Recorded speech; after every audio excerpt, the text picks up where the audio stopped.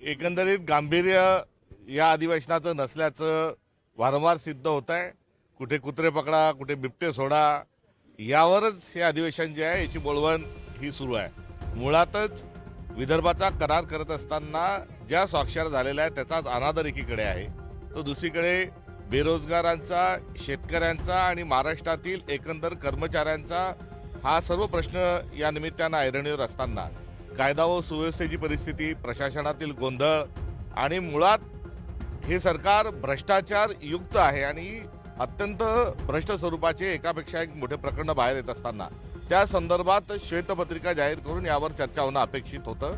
न खाऊंगा न खाने दूंगा असं नरेंद्र मोदी म्हणत असताना अब मिलजुल के सब खाओ हे धोरण कुठेतरी महाराष्ट्रातल्याही महायुती सरकारने स्वीकारल्याचं दिसून येतंय। करिता सभागृहाचं कामकाज हे व्यवस्थित सुरळीत चालू न देणं, गांभीर्य त्यामध्ये न ठेवणं, त्या सभागृहात गंभीर विषय असताना सत्ताधारी पक्ष ज्या पद्धतीने विरोध करतात आहे, टिप्पणी करतात आहे, एकंदरीत लोकशाहीचा कडेलोट होत असतानाच या अधिवेशनामध्ये दिसून येत आहे। आज एक आरोप केलाय सत्ताधारी पक्षाचे आमदार आहेत हेमंत पाटील, विधिमंडळ परिसरामध्ये दलाल 1.5 रुपयाचा भात विकताय, सत्ताधारी पक्षाचे आमदार त्यांनी आरोप केला। आता सत्ताधाऱ्यांनी केलेले जे आरोप आहे आता तरी डोळे उघडा।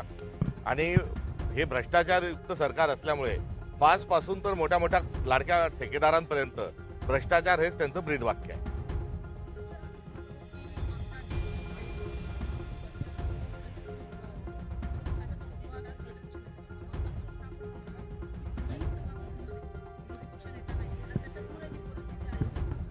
लोकशाहीची थट्टा ही देवेंद्र फडणवीसांनी आणि एकंदरीत महायुतीच्या सरकारने ही लावलेली आहे।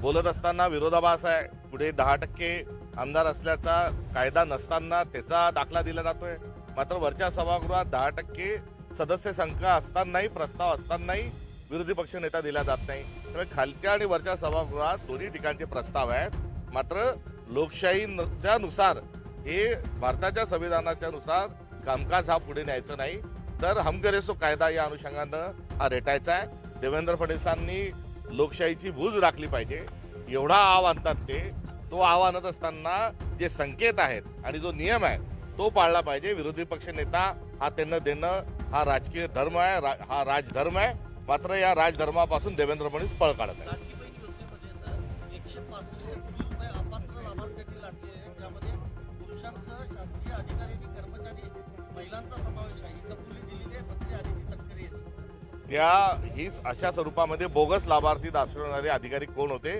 त्यांच्यावर कारवाई प्रशासनाने केली पाहिजे।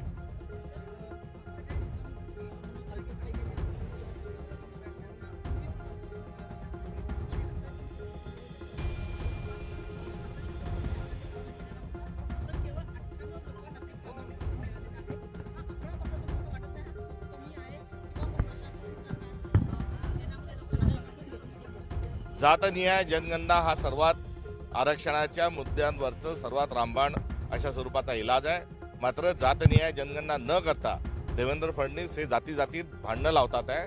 वास्तविक पाहता मुंबईत आलेल्या मोर्चाच्या अनुषंगानं नेमकं काय झालं हे सरकारने सांगितलं पाहिजे, मात्र एकमेकांच्या जाती जातीत धर्माधर्मात माणसात भांडणं लावायची आणि राज्य करायचं हे धोरण देवेंद्र फडणवीसांनी स्वीकारलेलं आहे। थँक्यू।